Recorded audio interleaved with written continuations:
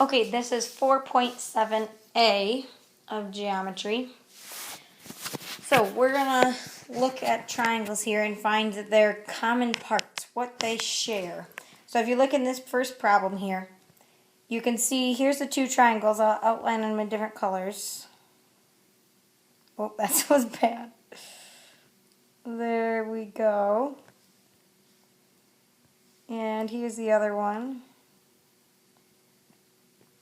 So we can see that they share this angle right here, C. And they redrew them over here so that you can see that.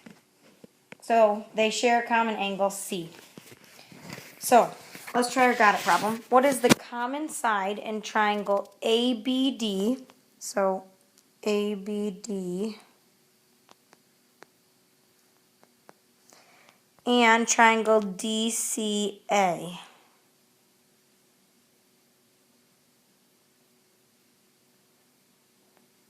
So there I've drawn them separately. If it helps to trace it, you may, but otherwise if I just look at these, I can see that they both have the side AD. So the common side is AD.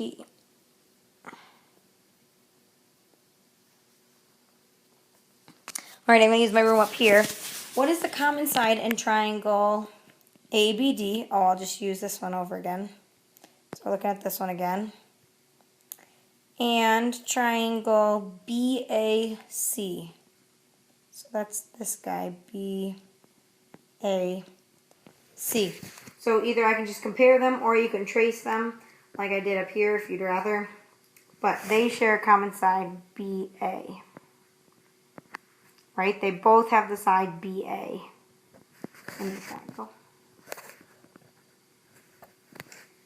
Okay, using common parts. So we can use the common parts in a picture in our proof. And that's our reflexive property. So we've used it a bit. Usually when we saw it looking like this. And we know this side is congruent to this side because it's reflexive. So we'll keep using it like that. If we have sides that overlap, we can say that they're congruent using reflexive. So if you look in this one, WX is in both triangles, right? And if you need to, you can draw separate triangles. That's a good idea. You see WX and WX. And so our reasoning is going to be reflexive. We can also use that with angles as well. But let's try our own proof down here. So I'm going to first write out my given. Triangle ACD is congruent to triangle BDC. And that's given. Okay, and this isn't the best proof because it's not even using the common parts that they're telling us to do, but it's a good practice for proof. So if I already know that triangles are congruent, I can say that parts are congruent, right? So if this triangle is congruent to this triangle, I can either match up in my letters over here, or I can see in the picture that this angle is congruent to this angle, right? Do we see that? So angle ADC is congruent to angle BCD.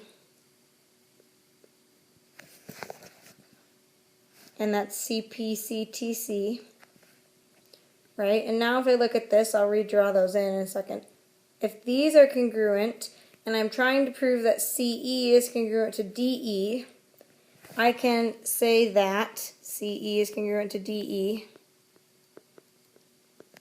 by the converse to the isosceles triangle theorem.